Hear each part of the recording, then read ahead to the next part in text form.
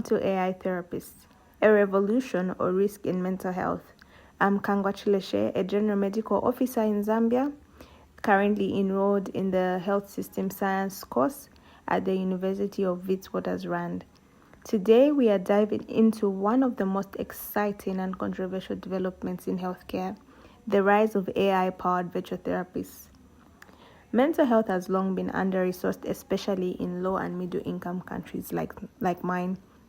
Now, technology promises to help fill that gap through tools like chatbots, digital avatars, and socially assistive robots. But the question remains, are they a game changer or a gamble? In this podcast, I will explore the rise of AI therapists and examine them through two key ethical principles: autonomy and non-maleficence. So what exactly are AI therapists? You might have heard of tools like WISA or Warbot, AI chatbots designed around cognitive behavior therapy techniques. There's also Ellie, a virtual agent developed by the University of Southern California, which can analyze facial expressions, vocal tone, and speech to detect signs of anxiety or depression. These tools offer a 24/7 access, eliminate the need for appointments, and help reduce the stigma around seeking mental health. In regions where mental health professionals are scarce, AI appears to be a breakthrough solution. Take Zambia, for example. Mental health services are often centralized in cities like Lusaka, leaving rural communities with limited or no access. Imagine a teenager in the rural eastern province could access a supportive AI chatbot after school hours. This could be a lifeline. Globally, too, the picture is shifting. In India, WISA is being piloted for frontline workers, helping them cope with burnout and emotional fatigue through mobile platforms.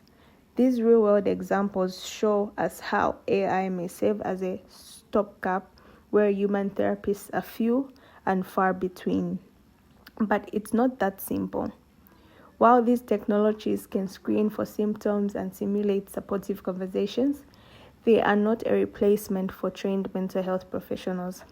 Most are still, in fact, in experimental or early deployment stages, and their use raises complex ethical questions.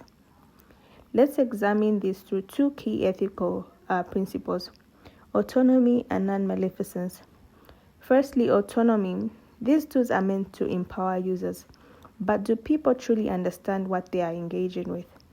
According to Zhang and Wang, many users mistakenly believe that these systems are fully validated and clinically tested.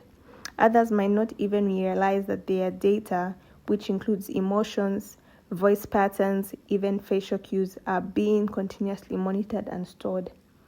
Near cautions that in smart environments, AI can collect data passively and persistently, often without explicit user consent. This lack of transparency undermines informed decision-making and challenges true autonomy. Imagine a young woman in Lusaka using an AI app to talk about her anxiety. She believes her information is private, but it turns out the app shares anonymized data with third-party companies. Even without names being attached, that information could be used in ways she never intended. Now let's talk about non-maleficence, or do no harm. This is where the risks get more serious. Some AI therapists are not designed to recognize or respond appropriately to mental health emergencies. If someone expressing suicidal thoughts, for instance, interacts with a bot that fails to detect the agency or delays action, the outcome could be tragic. And because most AI systems are trained on Western English language data, they may misinterpret emotional cues or miss cultural context.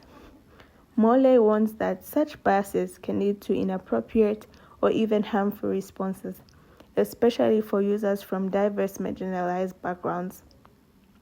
What happens when an AI trained on Western emotional expression interprets a Zambian patient's silence as disengagement rather than a culturally appropriate response? This could lead to mislabeling their symptoms, or worse, giving advice that does not resonate with their lived reality. Gordon, Witts, and Ho also remind us that AI cannot replicate the therapeutic alliance central to effective human therapy. While AI may simulate empathy, it lacks that deep emotional understanding that builds trust and healing in therapy. So, who is affected by this shift? First and foremost, the patients, especially in undeserved regions. They could benefit from increased access to mental health tools, but they also bear the greatest risks if these tools are unregulated or used without proper support. Another important stakeholder is the patient's family. In many African cultures, mental health decisions are made collectively.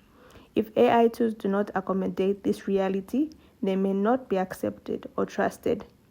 We must also consider traditional healers, who are often the most first point of contact for mental illnesses in many communities. Can AI coexist with this traditional belief system, or will it clash with them? Mental health professionals are also key stakeholders. Some fear being replaced by automation, while others view AI as a complementary tool that can ease their burden and expand their reach. Then there are the developers, regulators, and policymakers. They play a crucial role in setting ethical standards, ensuring safety, and building trust. Without robust oversight, we risk widespread use of systems that are flawed, unsafe, or biased, potentially leading to misdiagnoses, broken trust, and worsening mental health outcomes. In closing, AI therapists aren't villains, but they are not a miracle cure either. Therefore, potential to improve access and convenience is real, but so are the ethical risks.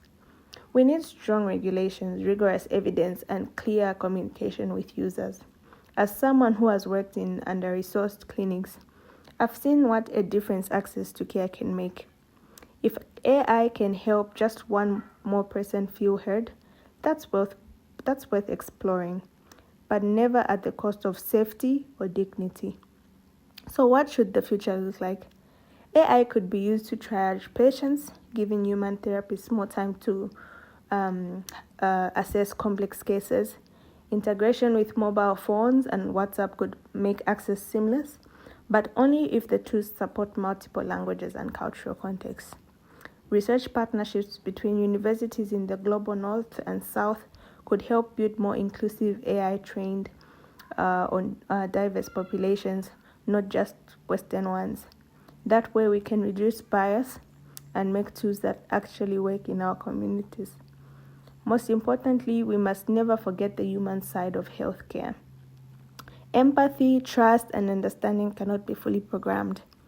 So as we integrate AI into mental health, let's ensure autonomy, safety, and compassion guide the way.